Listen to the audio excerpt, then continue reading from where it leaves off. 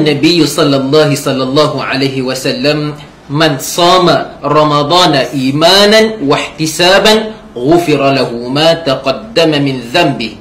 Dan sebahagian riwayat menyebut wa ma ta'akhkhar, bermaksud sesiapa yang berpuasa pada bulan Ramadan dengan penuh keimanan dan penuh keinsafan, penuh kesyukuran, Allah Ta'ala akan mengampunkan dosa-dosa dia yang lalu, dan sebahagian riwayat menyebut yang akan datang. Untuk itu pada hari ini, sebahagian tanda daripada bukti kita bertakwa kepada Allah, bersungguh kita bertakwa kepada Allah dengan membaca Al-Quran.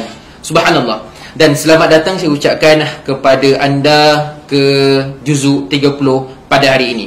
Pada hari ini, apa yang kita akan pelajari daripada juzuk 30 yang kita akan kompreskan apabila kita membuka sahaja surah ataupun juzuk yang ke-7 ini, inilah intipati yang kita akan dapat, keagungan khazanah yang telah tersimpan sekian lama.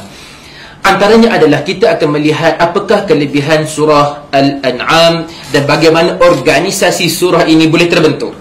Dan paling penting, tema dalam surah ataupun juzuk ke-7 ini, sebelum itu juzuk ke-7 di sana terdapat surah Al-An'am, yang mana surah ini tema dia adalah menekankan tentang akidah, menekankan tentang keimanan.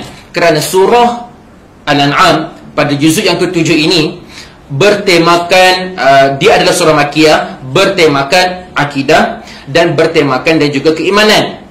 Kerana surah sebelum itu adalah surah temanya adalah Madaniyah. Dan untuk itu melengkapkan juzuk yang ke-7 ini dan surah Al-An'am ini dengan keimanan kepada Allah Subhanahu wa taala.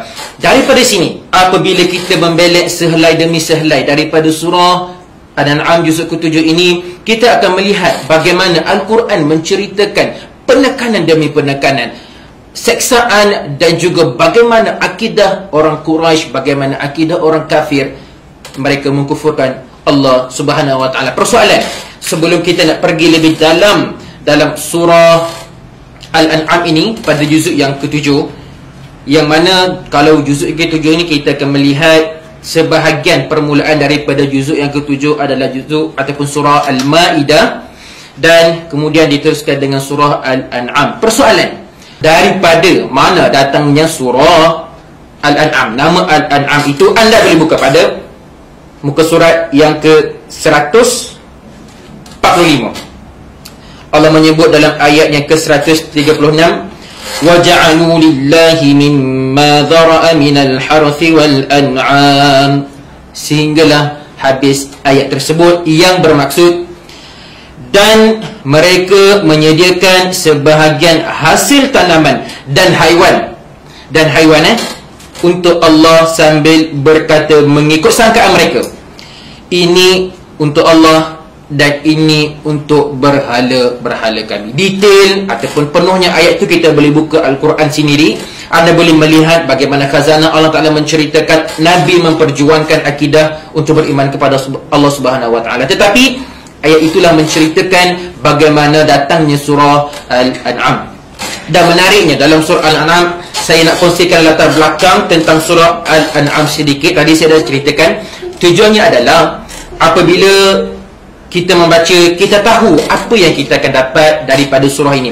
Pertama, surah ini dia diturunkan sekaligus pada satu malam, dan diturunkan sekali dengan 70,000 malaikat. Subhanallah, yang disebutkan dalam sebahagian hadis.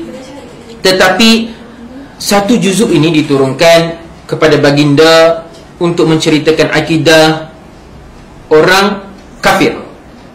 Dan dalam ini, subhanallah, bukan sekadar Nabi ditekan yang saya ceritakan tadi, bukan juga sekadar bagaimana akidah orang kafir Quraisy yang kita akan nampak secara komprehensif Allah Ta'ala mengkompilkan dalam surah Al-An'am ini.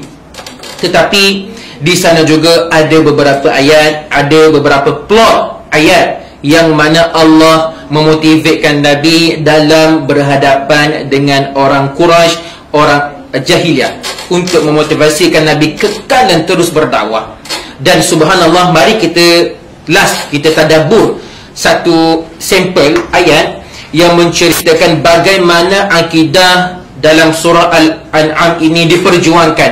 Anda boleh membelik cerita ini yang saya berminat untuk mengajak anda sama-sama kita membelik dalam surah Al-An'am pada surat ke-137.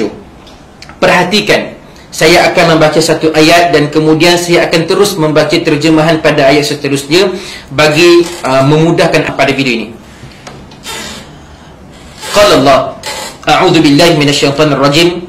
Wa idh qala Ibrahim li abihi Azar. Azar itu adalah ayah dia. Atattakhidhu asnaman aliha inni araka wa qaumaka fi dhalalin mubin. Sadaqallahul azim. Perhatikan terjemahan dia. Bermaksud, dan ingatlah ketika Nabi Ibrahim berkata kepada ayah dia Azar, patutkah engkau menjadikan berhala-berhala itu sebagai Tuhan? Aku melihat kamu, wahai ayah, dan juga kaum kamu berada dalam kesesatan yang nyata. Kerana ayah Nabi Ibrahim tugasnya adalah ataupun kerjanya adalah mencipta ataupun menghasilkan berhala.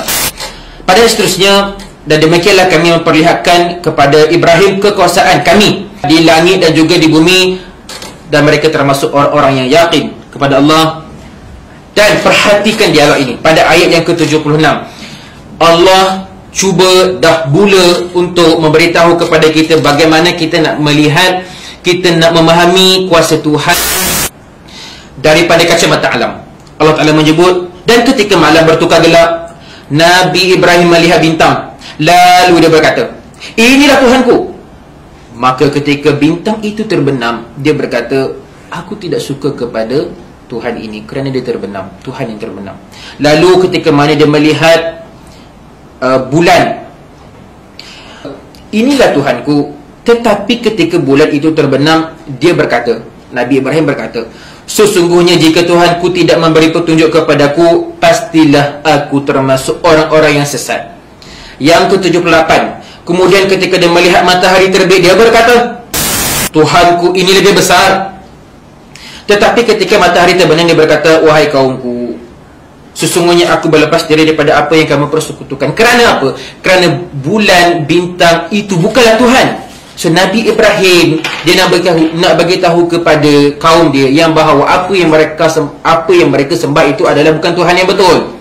Kerana Tuhan yang sebenar adalah Allah Subhanahu wa ta'ala. Dan dialog Nabi Ibrahim, cerita Nabi Ibrahim diteruskan dalam surah ini dan juga surah-surah yang lain.